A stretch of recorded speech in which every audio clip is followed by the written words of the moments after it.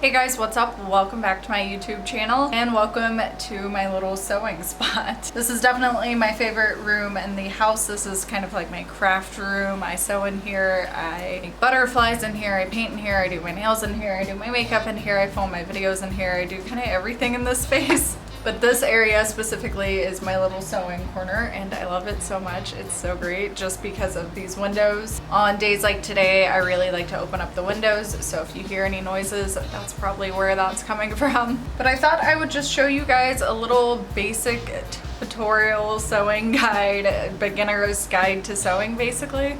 I literally just started sewing maybe 2 months ago. It's a super new hobby to my life. This is my machine that I have had for years. This is the Kenmore 12 stitch machine. I'm not really sure if that's its proper title or not. This was a gift, I think a Christmas present from my mother to me years ago. Just had never learned how to use it. I really like it now that I know it, now that we've become friends, but it is very different than a lot of modern machines. So I'm gonna show you what I can show you on my machine. That being said, every machine out there is different. I'm also going to show you kind of basic supplies that I find like necessary to use while you're sewing. And hopefully if you are trying to start sewing or just want a general idea of like how easy it might be to start sewing, I would just recommend watching this, seeing if it still sparks your interest, and maybe you'll get something out of this, some kind of tip somewhere along the way. Let's talk about supplies super quickly so I can actually get into how you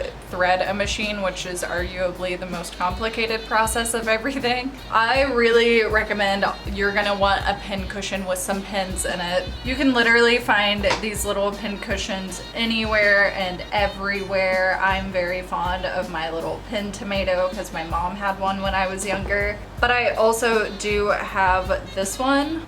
And I use this one probably the most because this is one that you wear on your wrist. So you just kind of pin into your wrist, and I find this a lot easier to work with when I'm doing something that has a lot of pins. You're gonna find things that are gonna be your own preference as you go along and as you start sewing and get to know what you like a little bit better, but these are just my personal preferences. The next thing I have to talk about, I actually talked about in a favorites video recently. This is my Blue Bonnet box. This is my Blue Bonnet sewing box. I love it so much. I just find it to be so cute and darling. You can obviously find these sewing boxes literally anywhere. They sell these everywhere. I got this one at my local grocery store and they come in all sorts of different prints. A great tip I heard from Christine McConnell, who's one of my favorite people on YouTube and the planet, is going to garage sales. She was like, usually you can find sewing boxes at garage sales for like $5, $3, $1 for the box and everything that's inside. They may not be as like cute or as like designer as you want them to be, but for $1, you're not gonna care that much about it. I cannot wait for all the coronavirus stuff to be over so I can go garage sailing again, because I would love to try and get some sewing supplies at a garage sale because I know it's possible. I know it happens all the time. So that's a really good tip to get into sewing a little cheaper if you're on a budget. That's a great tip.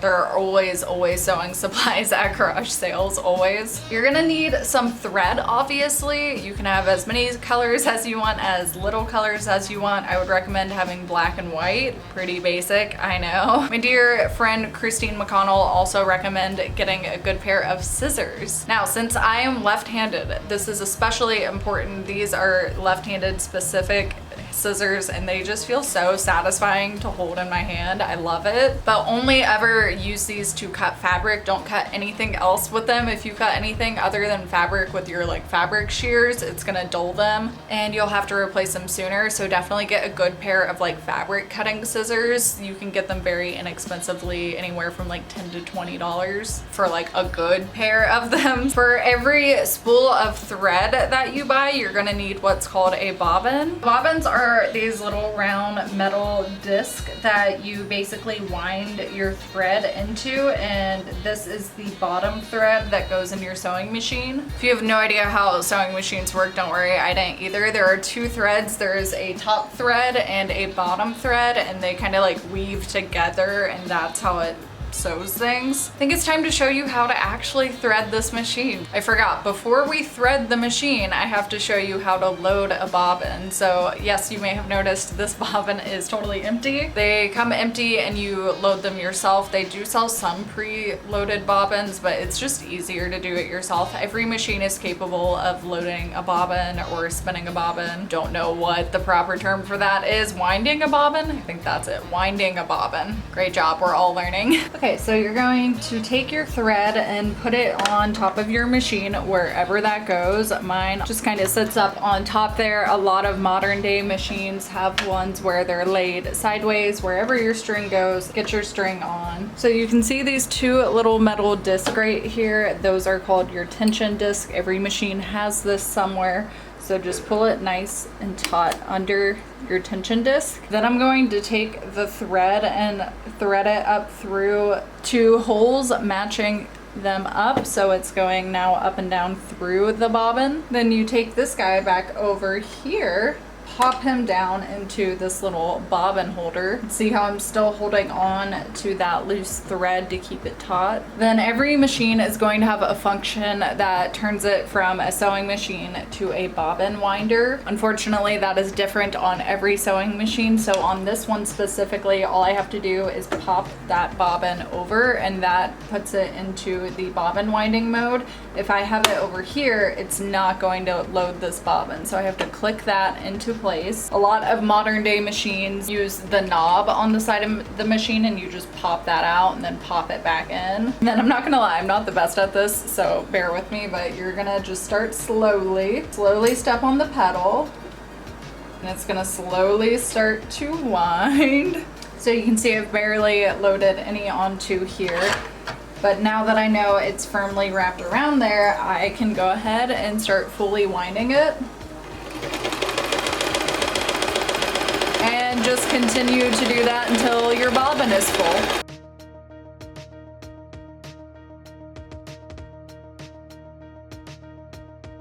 Once it's done winding, all you have to do is cut the umbilical cord, pop it back, and take it off, and there you go. You have a perfectly wound bobbin. Since we're already at the top of the machine, let's go ahead and show you how to thread the top thread. You're going to take your spool and load it up on top. Then I'm going to pull this thread over and under that silver tension disc, just like I did before. If you're looking at the top of the machine, we're basically taking this thread, putting it through the silver tension disc, then it's going to loop back up and around under this arm. Then see these arrows right here? That's directing us, telling us we need to take that thread down. We take the thread all the way down the machine and then make a little U-turn here, loop it back up, thread it through that silver pickup, then bring it back down again, the actual needle, and then put the string to the back. I know it sounds complicated, but I promise once you get the hang of it, it's really not so bad. I'm gonna try and actually show you on this machine. Okay, so we have the thread. I usually keep it to where the thread is coming from underneath, and then you kind of floss through the silver tension disc. Then we're going to take this thread under that silver hook, make sure it just like slides under there. So slide it under that little silver bit, and then you're going to take the thread down the machine, down to that U-turn symbol, see that? And then we're going to U-turn with it, take it all the way back up. And then we get to this guy, which is a pickup. This is your silver pickup. So this is where your thread gets actually picked up by the mechanism. I'm gonna try and do this with one hand. But basically, yes, you're gonna wanna take it up under that hook, and the most important part is to make sure that it is loaded up into that little eyelet. If it is not actually in that eyelet, you'll have a lot of problems. And then we're gonna take that thread back down. I just pulled it a little bit. And we are going to thread the actual needle now. So the needle head is right here, and I'm gonna just push that through there. There we go. I have threaded it with one hand. That was a miracle. Oh my God. And then I like to pull just a little bit of string out And then you're gonna take it, and it's really important that you put it underneath that foot of the sewing machine and then pull it to the back. And there you go. That top string is now totally threaded. The bottom string is a little more complicated. The bottom string is the bobbin. The bobbin is where I feel like everyone has the most issues with their sewing machine and the most problems. Myself included, totally. So since this is such a different sewing machine, this is definitely gonna look different on my machine than modern day machines. A lot of modern day sewing machines, the loading plate is right underneath here. Mine is different. You actually have to remove a piece of my machine to get to it. You take this part off, surprise, completely remove this part. I keep extra parts stored in here, but totally remove that. And then right here we have a little flip down, and this little washing machine looking guy is my bobbin holder. This bobbin is definitely more complicated. With any good craft, it just takes practice and time. You'll get the hang of it. So the way you get this guy out to actually load it is very simple. There's just a little lever right here that you're going to pull and then pull the whole device out. This is what it looks like. That is the lever I was talking about. This little washing machine guy is how you will load that, but then you flip it around and that is where the bobbin is actually gonna go. With the bobbin, you're going to hold the thread with the thread coming down off of the left-hand side. Another girl I watch here on YouTube said you want to remember this by it's gonna make a P, and the P is for perfect. So it needs to look like a P when you actually stick it into this device. So since the string is hung like a P, we're going to pop it into this little bobbin holder. The next part is really important actually. See this little loose thread? He can't just stay here. He needs to actually be in the bobbin case, so he comes out of that tiny little slot right there. And the way we're going to do that is I'm just going to pull it into that tiny little crevice in there. I'm going to just floss it into there and then pull it ever so slightly, and that just kind of brought it right down to that slot where it needed to be. So now that our bobbin is loaded, all we have to do is pop it back into its little case. The arm is always going to be the same position it was before, which is just straight up at noon. And obviously we want the thread to come out of the top here, so the way that we get this thread to come up out of the top is hold the top thread in your hand, hold that to the back, hold it firm, and then just manually wind your sewing machine one time and keep a little bit of tension on that top thread. And now it just popped that thread up ever so slightly. Take a little something like scissors is what I like to use, and just slide it under there and pull it out.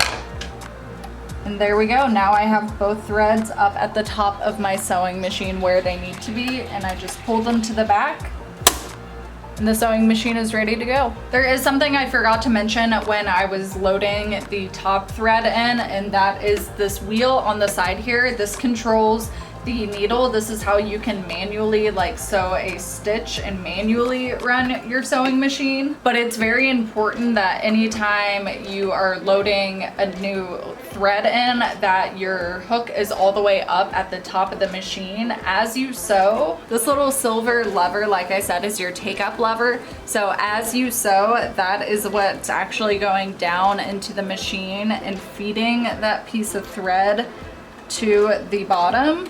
So it's very important that anytime you start a stitch or stop a stitch, that it is also all the way up. You always want that to be visible and showing, and that's how you know it's all the way up. But that's very important when you're loading a stitch or when you're actually like taking something on and off of here. It's very important that that is all the way up anytime you start or stop a stitch. And like I said, the way you do that is manually with this little turn knob on the side. Another thing about this turn knob, you only ever want to turn it towards you, bring it towards you. You never want to be turning it away from you. When you turn it towards you, that's how you get it to sew, and that's what your machine naturally wants to do. But when you work it the opposite way, it's like it's going against everything this machine stands for, so only turn that towards you. Okay, now that we got threading the machine out of the way, there's a couple of other little basics to go over. I will leave all the videos that I strongly recommend you checking out in the description box down below, because I know I've certainly watched a lot, so I will leave those down there. Please reference those as well if you're new to sewing. Basically, there's a lot of settings. There's a lot of different stitch types. You've got stitch tension over here. A girl I watched said to leave it at 4, so that's what I've always done. We've got a bunch of different stitch options. You'll probably never use a lot of these. I figured out on this machine, the orange symbolizes the front stitch, the yellow symbolizes the back stitch. You'll also have stitch length, which is how far apart your actual stitches are. On mine, 1 is the closest together, 4 is the furthest apart. So those are all just different preferences that you can play with over time and see how you like them. I'm going to use a very basic stitch today just to give you an idea. This is a straight stitch. This is the most common stitch ever. And I feel like that is just the easiest one, the one I have gotten the least amount of like snags and snarls and trouble with. So that is the one I'm going to show you today. Let's get something to sew, right? So I have this piece of just scrap cloth. I'm literally just gonna cut it in half. Now we have 2 pieces of scrap cloth. I'm going to take these and pin them together so I can sew them. Like with everything with sewing, you're gonna get your own style. This is just how I prefer to pin things. If I am sewing right along the side of a seam and I'm just sewing 2 pieces of fabric together like this, I will take pins and just pin them all along that seam that I plan to sew. And I pretty much just pin at random, and I wanna pin, if I'm sewing vertically, I wanna pin horizontally. If I'm sewing like horizontally, I'm gonna pin vertically. You wanna not pin things the same way that you're sewing them because you can end up stabbing yourself. I've done that a lot. It just works out a lot better when you sew them, the pins facing this way. I've just found it makes them easier to take out. And the reason I like to pin with my pearls, which are the end of the pins, with the pearls pointed out on this side, is because this is the side that it's going to be like fed into the sewing machine. So this is the area where I have the most space to pull that pin out. Now that we actually have it pinned, it's ready to be sewn. I've got my tension set on 4. I've got it set to a straight stitch. I'm going to load it up under the foot. The foot is the piece that holds everything down, and I'm going to push down on my foot presser, I think it's called. There is a little lever right to the side. Right up underneath this machine, there's this little lever, and that controls the presser foot. So before you start sewing, you have to put the presser foot down. That's gonna be what actually holds your fabric in place. It's very important that you do that. Okay, then since we are starting a stitch, you can go as slowly as you want. I would recommend starting off slow. Start off with just a couple of stitches in there. Then you're going to want to backstitch a couple of stitches. Backstitching is when you're basically sewing in the opposite direction. Every machine, again, has this capability, and this is how you start and finish a seam because this is what's gonna hold that thread into place so it doesn't unravel. After you've done just a couple of stitches in here, on my machine, it's actually like a little U-turn symbol, and you hold down that U-turn symbol, and that is how you backstitch. So I'm just going to hold down on that U-turn symbol, and then again just throw in a couple of back stitching, and then I can continue on forward. You're gonna want to pull your pins out as you go and not sew over your pins.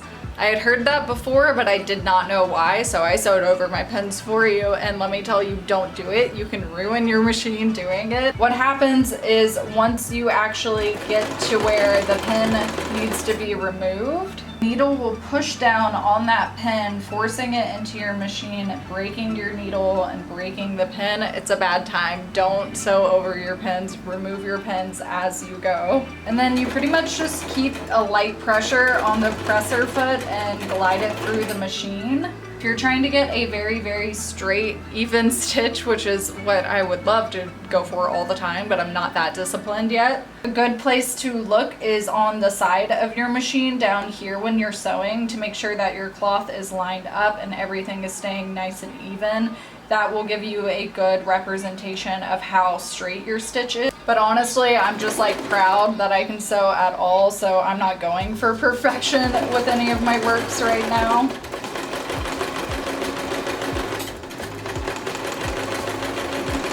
All right, and then at the end of this seam, again, we're gonna finish it by throwing in a couple of back stitches. So I'm just gonna hold down on that reverse lever throw in a couple of back stitches, and that's it. I'm going to turn my handle on the side so my take-up lever comes to the top again, and then I am going to come down and lift up the presser foot. Then your fabric should be secure, so you should be able to just pull it out to the side and trim the excess. And that's it. This is now sewed together. It is now, ta-da!